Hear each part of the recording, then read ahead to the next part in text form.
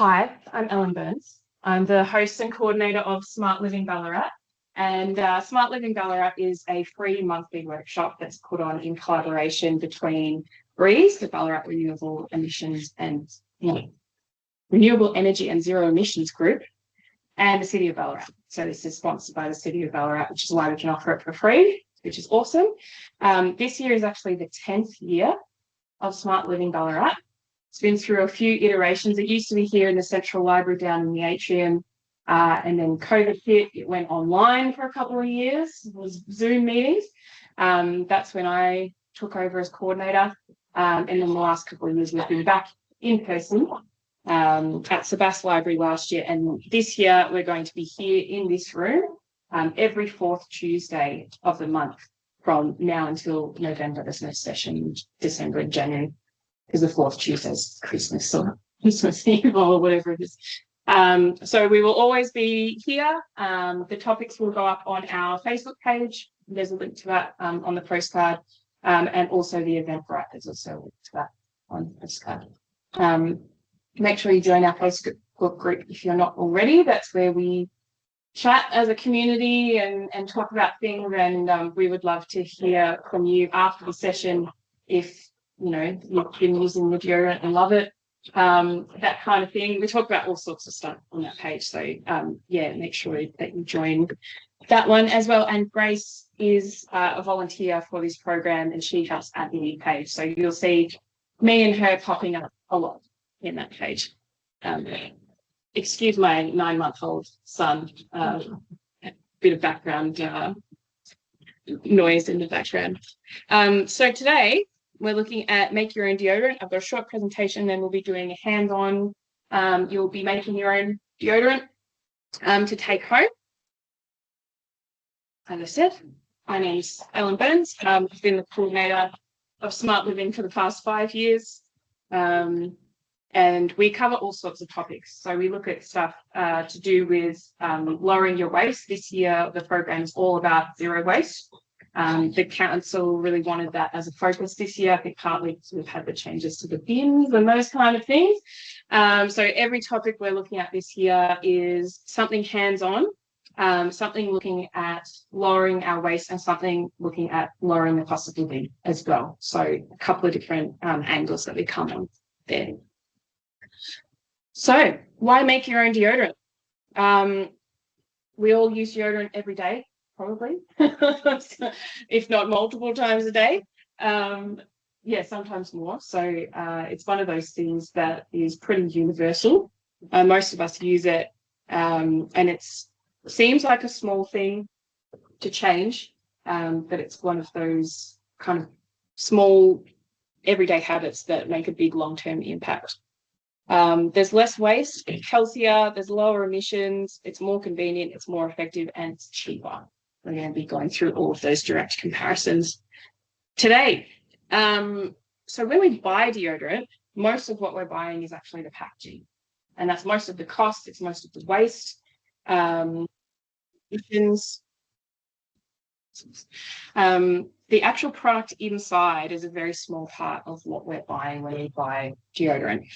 So when we're talking about the waste that we're reducing, the average store-bought deodorant takes about 2 to 3 months to run out.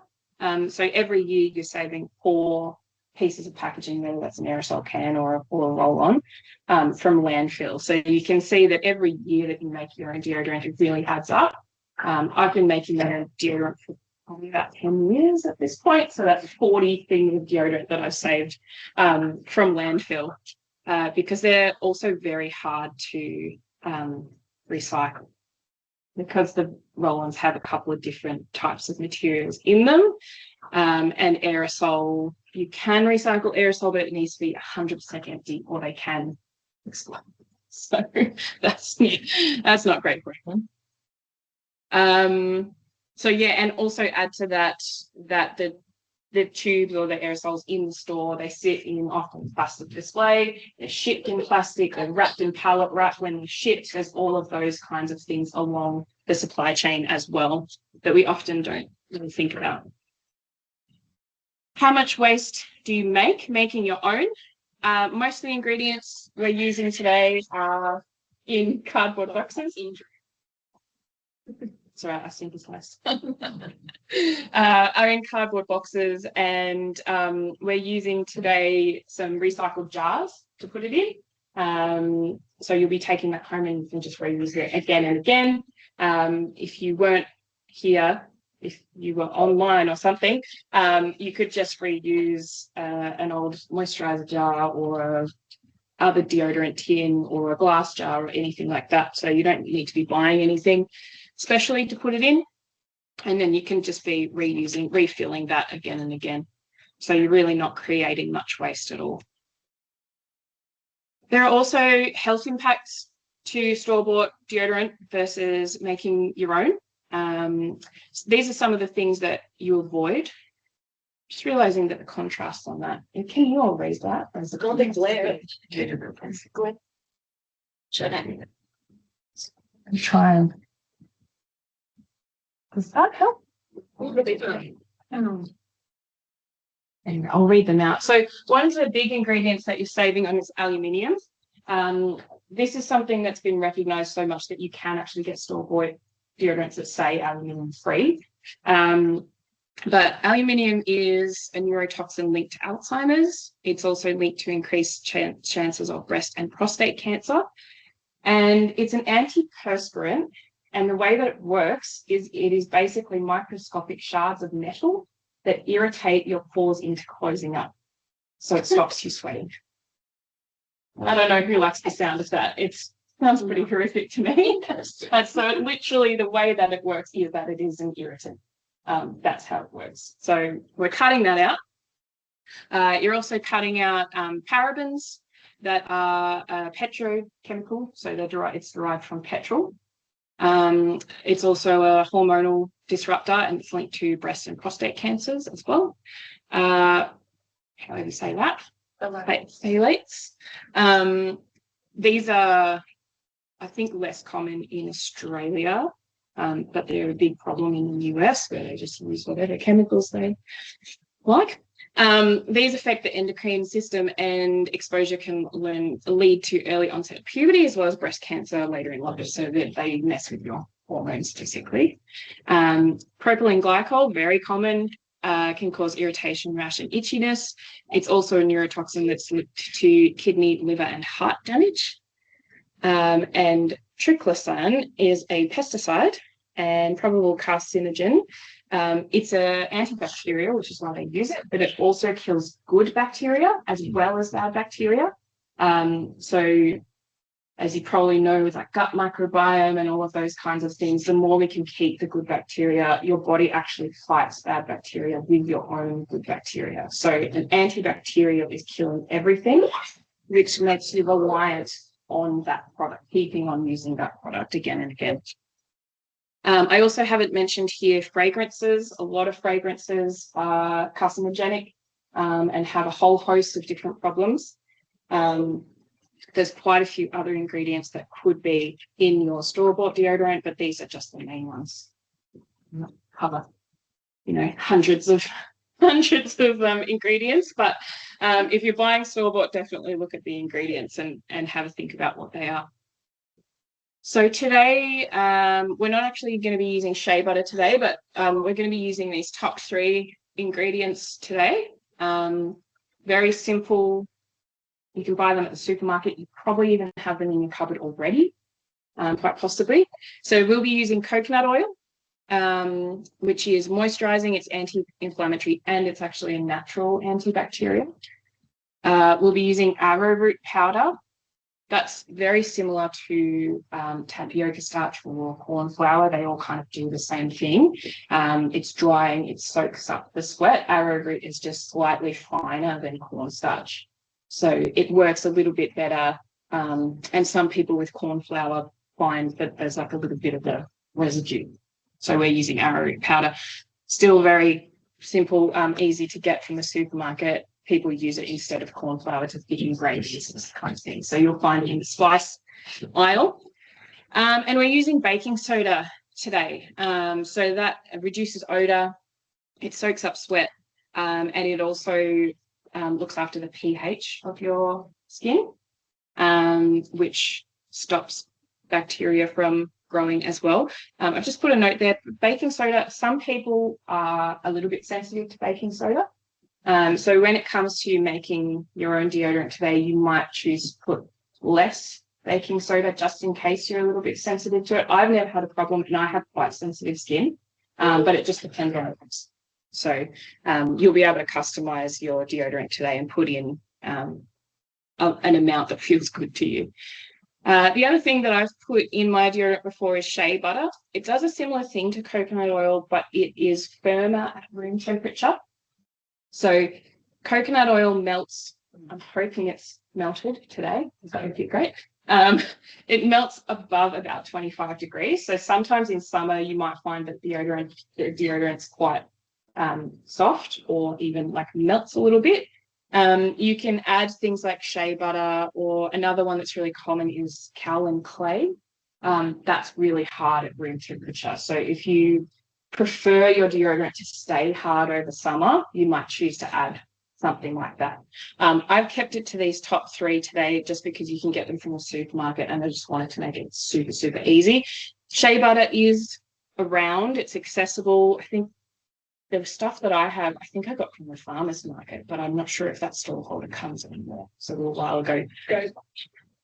Yeah, Go Vita would have it. Ballarat Whole Foods Collective, I'm sure, have it. Yeah, probably a health food shop will have it. The supermarket doesn't. I've just left it out. And I've also left it out because it does do a very similar thing to coconut oil. So it's the moisturizing factor. It's a natural antibacterial, and it's also non-comedogenic, so it doesn't block your pores. It is basically doing the same thing as the coconut oil. It's just the firmness of room temperature that's different. So let's talk about carbon emissions. As well, when we're talking about waste, we are also talking about the emissions and the carbon footprint of what we are buying / making. Making your own deodorant cuts out both the manufacturing and the packaging step, and a lot of the transport step as well. Obviously, there's the transport involved of the bicarb soda and the arrowroot and the coconut oil, but store-bought deodorants, you're talking about a lot more ingredients than that. And you're talking about the packaging, and you're talking about shipping it from where it's manufactured to where you're getting it. So there's about 3 or 4 other transport processes that we're cutting out by making our own. The same with energy use. We're talking about shorter, simpler supply chains, and reduced demand for petroleum-based plastic. So we're not using plastic, and we're also not using parabens that are petroleum derived. So not using anything. Everything we're using today is from plants, basically. And I have looked up the average carbon footprint. So 50-gram stick of store-bought deodorant has a carbon footprint of 1.5 kilos of CO2 for one deodorant, which I find quite a lot. But 80% of this is because of the packaging. That's actually it's the plastic packaging. So by cutting out the packaging, we're reducing at least 80% of those carbon emissions. So you're saving about 5 kilos of CO2 per year by making your own. And the global per capita carbon dioxide emissions averaged 4.7 metric tonnes. So it's 0.1% of your carbon footprint for the year, which I think is quite a lot for something as small as deodorant. Yeah, it's just one tiny thing, but it's 0.1%. So it's not without carbon emissions, obviously, nothing is. But the ingredients we're using are really simple. They're readily available. They're sold in bulk, which saves on a lot of the transport and packaging as well.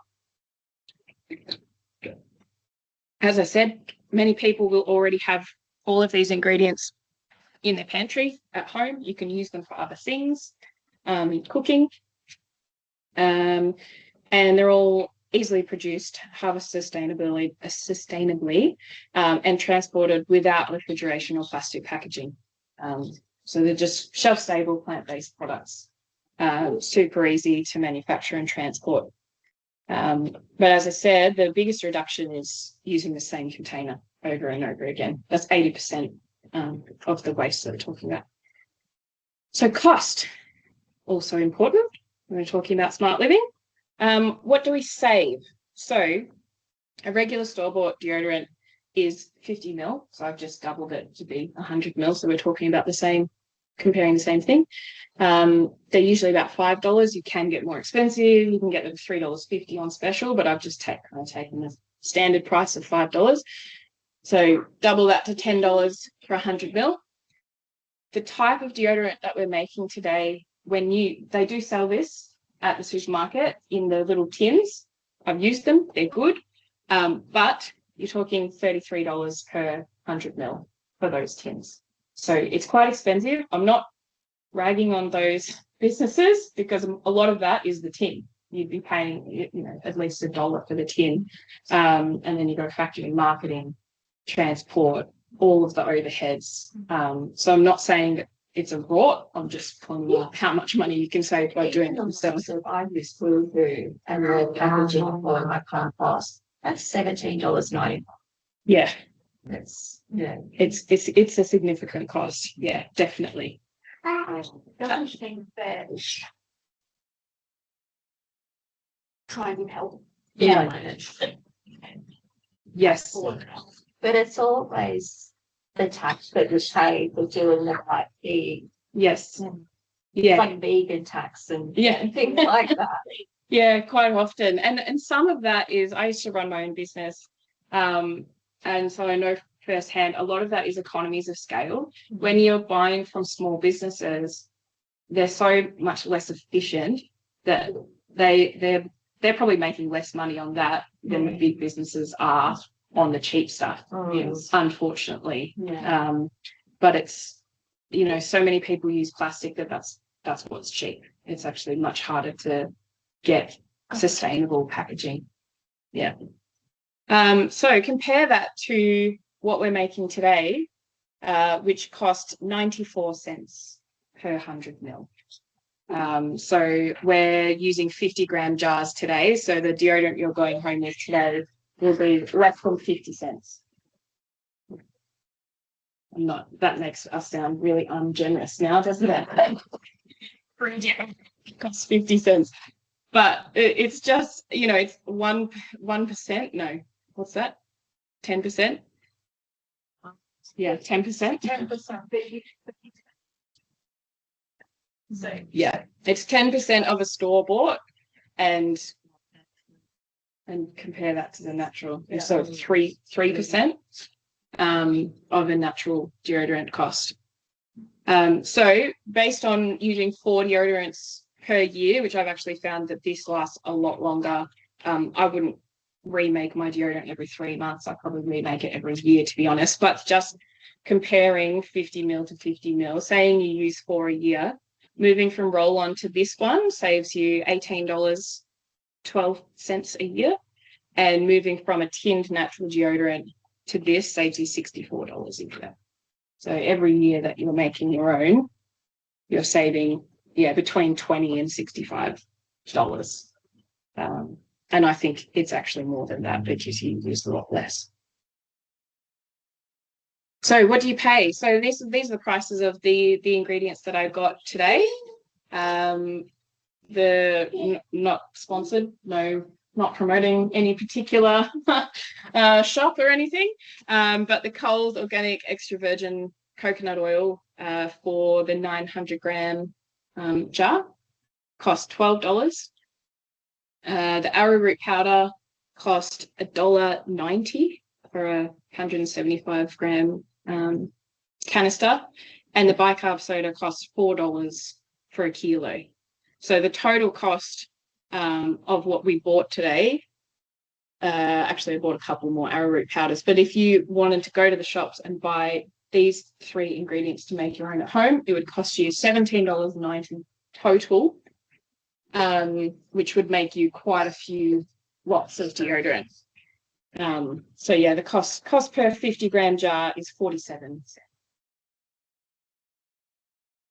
There's also a few other benefits. It's much more effective I know that's anecdotal, but there have been times I ran out of deodorant when I was on holiday one time. I bought a store-bought, but like a, natural but store-bought roll-on, and felt like I could smell myself within a couple of hours. And compared to what I was used to, where like I put on this deodorant and I don't smell myself until I have a shower, and then I never smell myself. I find it super, super effective. It's also fully customizable, so you can choose your own fragrance. I've got some tea tree oil today if you want to add some. Tea tree oil is also an antibacterial, so it's functional as well as smelling nice, but also if you don't like the scent or you're sensitive to it, you don't have to put it in. But you can put whatever essential oils you like. Put lavender, lemon myrtle, change it up every time. There's no reason to not have a scent that you like. The scent of just the base ingredients is a little bit coconutty from the coconut oil, if anything, but it's extremely rich. It doesn't smell bad. It smells a little bit good. It smells on the pleasant side of neutral. Can get John, that doesn't. Yes. I mean, it's just gone through extra bit of processing, like everything in the set. Yeah. So you can choose your own fragrance or none. You can choose your own level of bicarb or none. Even if you just use coconut oil and arrowroot, it is still going to be effective because both of those ingredients are still functional. But bicarb does boost it quite a lot. And as I said, I've never had any sensitivity to it, and I have very sensitive skin. But some people do. It's also more convenient because you'll never run out unless you're on holidays, because you can always have a stash of the ingredients in your cupboard. And as you'll see when we move over there, it takes about 30 seconds to make.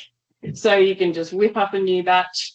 And I find a tin this size might last you. So you're always 1 minute away from a fresh batch. I'm trying to think of any negatives to say about it. I guess that. Put it on. Sorry. Yeah, I was just going to talk about that actually. So the method of application is you basically get a little bit on your finger and you just rub it in your underarm. Some people might not like touching their underarms. I don't know. I guess that's why we have roll-on and spray so that you're separated from it. But I don't find it. It's just like putting on moisturizer or anything like that. The only negative I can think of is the texture or the consistency. Some people, when it's a little bit melted, you might find it a little bit oily or something like that. Again, I haven't really had a problem. But if you did want it to be a firmer consistency, that's when you could look at adding shea butter or kaolin clay, which you should be able to find both of those health food shops. Or on the other end of the spectrum, in winter when it's cold, it's quite solid. So you will find that you might have to like scrape a little bit off with your fingernail and then pick it up with your finger and rub it on. So that's probably the only negative that I can think of would be the it doesn't stay in your clothes or anything. I've never had any problems. No, you've never had any problems? Always used to do. Wax. Yeah. Even the natural ones, I felt like I went through, like I've been using about 16 years. I feel like I went through quite a few to get one that was good for me. That didn't get a bit crusty, at the end of the day or whatever. Yeah. So fingers crossed. We do different stuff. And the other benefit as well is that we sweat for a week too. Like part of getting toxins out of our body. So the other deodorants that try to stop that is awful. Yeah, so and I guess that's the to talk about finding one that works for you. The other good thing about this recipe that we're using today, you can change it. You can tailor it to yourself. So I've looked up recipes online. There's about 15 to 20 different recipes that have varying levels or ratios of these three ingredients, basically. And that will be because those bloggers or those people have found the ratio that works for them, and they're saying, this is how I do it. And then somebody else has found the ratio that works for them, and they're saying, this is how I do it. So all of you will be making your own deodorant when we move over to the bench, and you can change your ratio as to what you want it to be. I just want to go a story. Yes, obviously in summer I'm going to Chanel and winter it's cold, it's hard. Yeah. I don't bother about It just makes it easier to put on. And then when it's cold, it warms up so fast. Yeah, exactly. Exactly. I'll put it in my ears. all right. So as I mentioned, I'll get you all to make your own deodorant today so that you can customize it to how you would like it. So if you want to pass the cups along and a little teaspoon. These are lovely cups. They are leftover from our wedding, my wedding 6 years ago. When I talk about lowering waste, they are biohack, so they are compostable.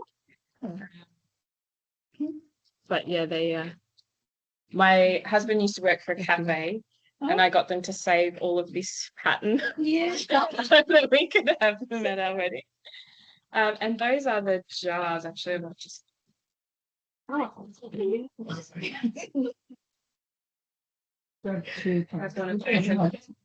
This isn't an ad for this moisturizer. These jars are thanks to my mum, who got a favourite moisturizer and saved all of the jars and washed them out. Yeah. So she had this bag in the roof a couple of weeks ago. I said to her, "Mum, you still got all those moisturizer jars?"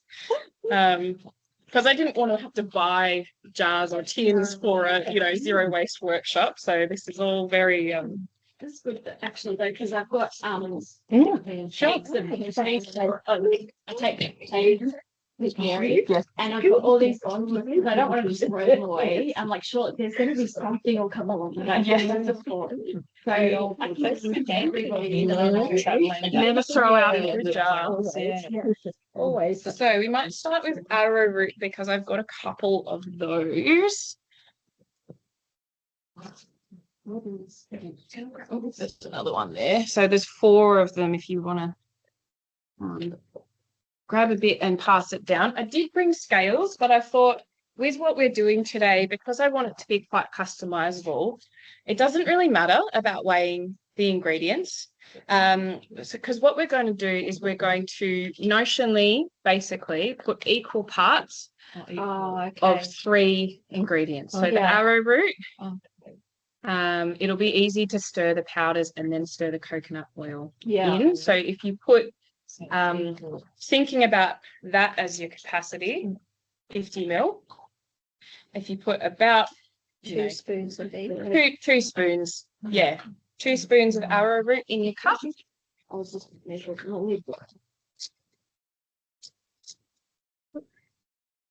Somebody else could start with the bicarb as well.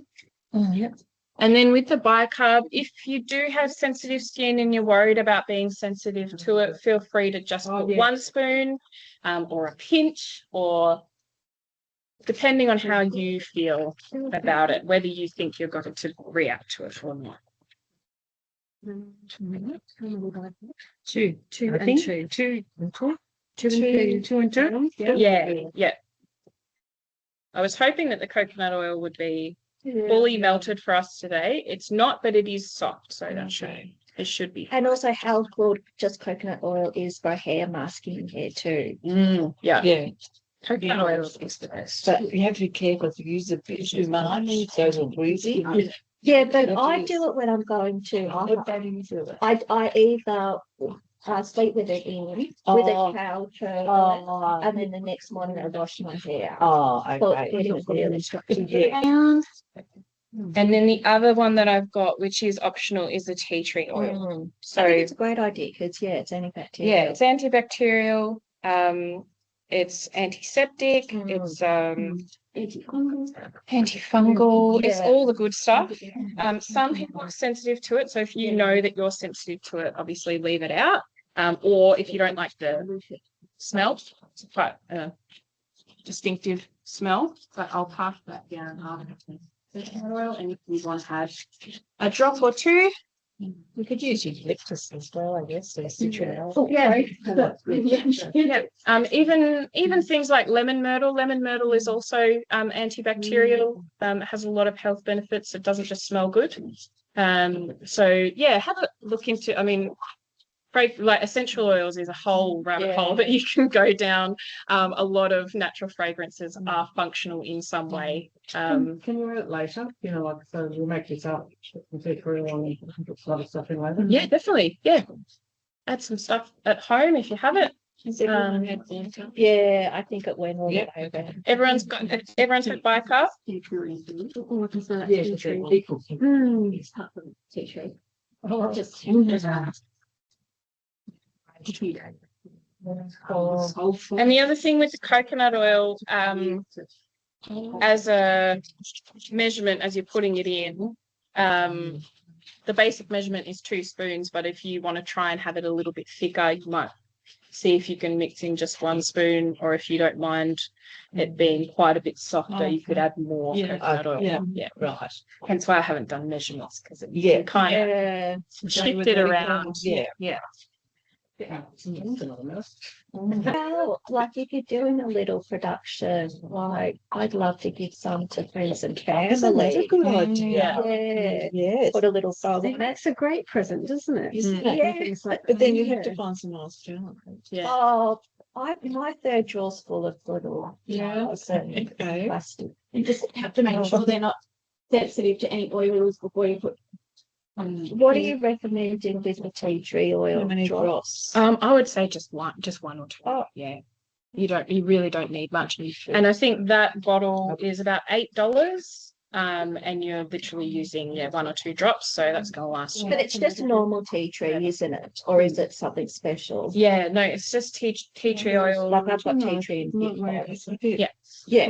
When you're buying tea tree, you've got to make sure it's 100%. Yeah. Yeah, this doesn't have The any. Thursday plantation should be, because that's what people do.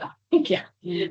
And again, this is just the one from the supermarket. So this same brand do lavender as well. Oh, yeah. That you can just get from the supermarket. If you're feeling a bit anxious, just sort of to calm yourself. Here's another, just a couple of examples of other jars that I had at home. That's actually a jam jar. Just a little, just a little jam jar. No reason why you can't use. And you could put like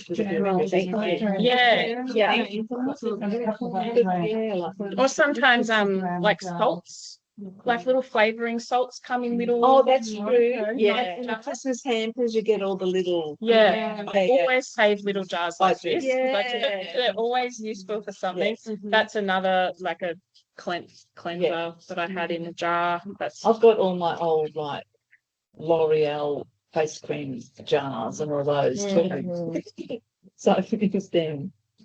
You could possibly also, I mean, because most of us do have glad wrap, like you could put glad wrap in the jar, put it on top, and then keep it in the fridge, and then Down in the middle there.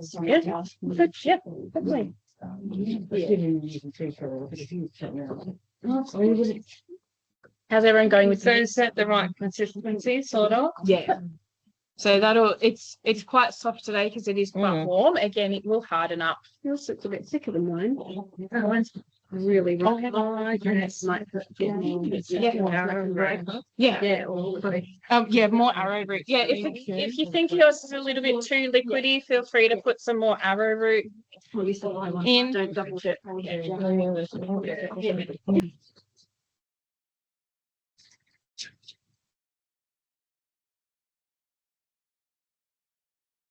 So where did you say you got coconut oil from? And this one's just a Coles home brand one. Yeah, even Aldi has it. Yeah. Organic one. This is it's unrefined, but it's organic extra virgin. Okay. Oh, sorry. I'm going to make the most of this. I'm going to put this on my list. Is it Arrowroot? Rub it under your arms. Oh, yes, Yeah, if you want it a bit thicker, add more arrowroot. Yeah. Don't worry if you make a little bit of mess, I'll clean it up after. And